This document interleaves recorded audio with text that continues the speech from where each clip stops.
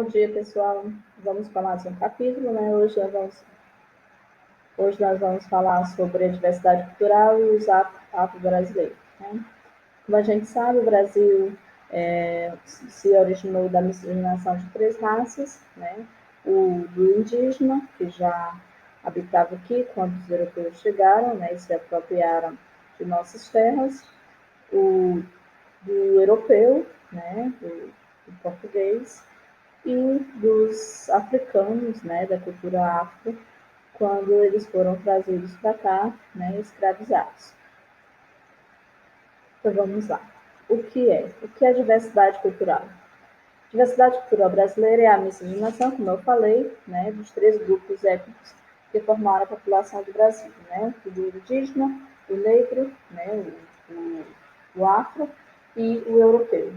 Refere-se à cultura, né, diversidade cultural, refere-se a não só a questão de raça, mas a questão da sociedade como um todo, né? Quando a gente fala de comida, de costumes, de dança, de religiosidade, de tradições, de hábitos, de tudo, né?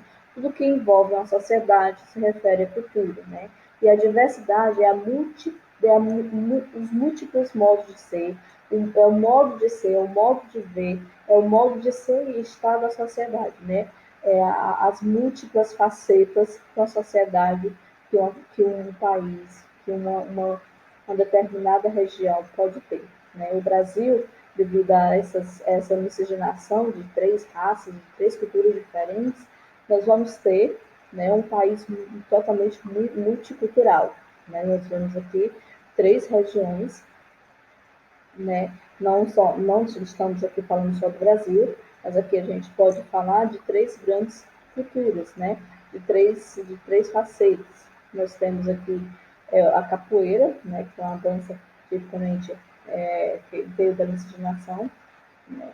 Nós temos aqui uma cultura que veio do norte, da região norte, que veio do boi, e temos aqui já um outro tipo de cultura que já veio, né, da Europa, né? Se nós observarmos, são três regiões de países diferentes, mas que são culturas diferentes e que devem ser respeitadas, né? O que eu quis mostrar é que mesmo sendo, né, de culturas diferentes, modos de ser diferentes, não quer dizer que esse está certo, esse está errado, esse é legal, esse é feio, esse é bonito, né? É apenas um modo de ser, um modo de vestir, um modo de dançar, um modo de viver diferente, né? Quando a gente fala em cultura, a gente não pode dizer que é cultura errada, cultura certa, cultura feia, cultura bonita, né? Apenas é um modo de cultura diferente, apenas é uma cultura diferente, uma outra cultura.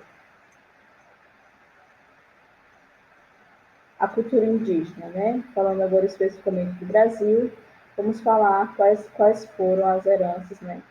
O que foi que o indígena, né, a cultura indígena foi para o Brasil, né? Nos deixou, né, de herança no brasileiro. Contribuíram para o surgimento do indivíduo tipicamente brasileiro, caboclo, mestiço, de branco e índio. Na formação cultural, os índios contribuíram com o vocabulário, que possui inúmeros termos de origem indígena, como Pindorama, Ayanguera, Ibirapitanga, Itamaracá, entre outros. Segundo dados do Centro de 2010 da FUNAI, para quem não sabe, a FUNAI, Fundação Nacional de Assistência ao Índio, vivem atualmente no Brasil cerca de 817 mil índios, correspondente a 0,4% da população brasileira, e estão distribuídos entre 608 terras indígenas e algumas áreas urbanas. Aqui algumas fotos, né, de descendentes de índios, né, de índios. Aqui uma principal herança que os índios, né, que a gente tem, que é uma herança indígena, que é a rede, né, tipicamente indígena. A cultura portuguesa, né, que nós herdamos, que é o que nós usamos hoje, que é dos portugueses. Os portugueses realizaram um transplante cultural para a colônia, destacando-se na língua portuguesa a religião católica. As instituições administrativas, o tipo de construção dos povoados, vilas e cidades, e a agricultura, né? Os índios que moravam aqui não praticavam agricultura, fazem parte da herança portuguesa, deixada ao povo brasileiro. Aqui a gente tem a representatividade da Igreja Católica, o sonho, um pãozinho que é chamado de sonho, e o nosso lindo e belíssimo português, foram algumas heranças da nossa colonização portuguesa. E a cultura afro-brasileira, O que é que os africanos, o que é que esse povo que foi tão, vamos dizer assim, tão humilhado, tão violentado, nos deixou. A cultura africana chegou às terras brasileiras pelos africanos trazidos para cá para servirem de escravos. Com a fusão entre a cultura africana e os vários elementos da cultura indígena e europeia, nasceu um país uma cultura muito vasta. O candomblé e a umbanda, que é o culto aos orixás da cultura iorubá, e o sincretismo.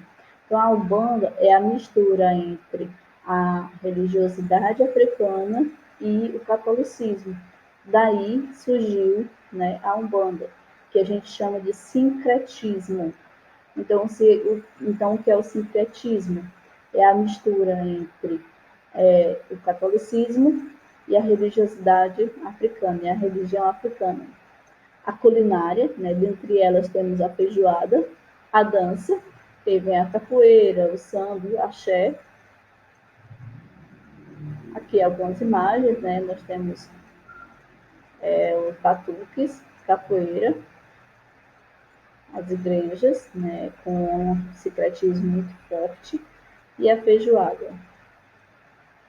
Cultura dos imigrantes. No século XIX, o Brasil ele precisava de muita mão de obra, principalmente para trabalhar nas fazendas de café. Então, o governo de Dom João, quando abriu as portas,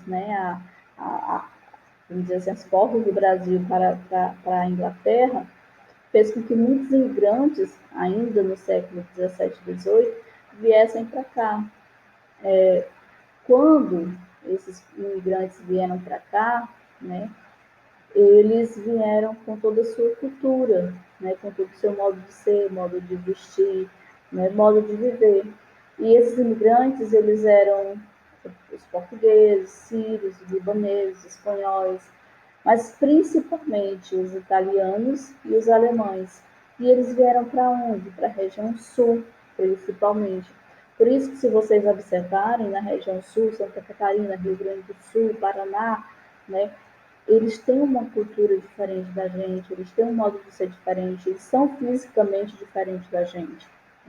É porque lá a imigração, a colonização se deu mais tardia, se deu por outros povos, por outras nações, principalmente por italianos e alemães, esses dois povos aqui.